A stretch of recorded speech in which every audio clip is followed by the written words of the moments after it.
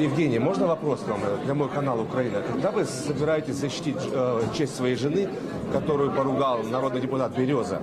Собственно, вы знаете, чеченский лидер Рамзан Кадыров уже решил это сделать. А вот вопрос теперь за вами. Когда собираетесь ли вы это делать? Можете рассказать, пожалуйста, нашим телезрителям украинского канала «Прямый»?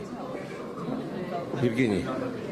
Ну, вы в прямом эфире очень сильно были обескуражены тем, что происходило в ПАСЕ. Вот нам хочется узнать, на самом деле, когда вы собираетесь защищать честь своей жены, в том числе, которую обвинили в том, что ее род является сливным бачком.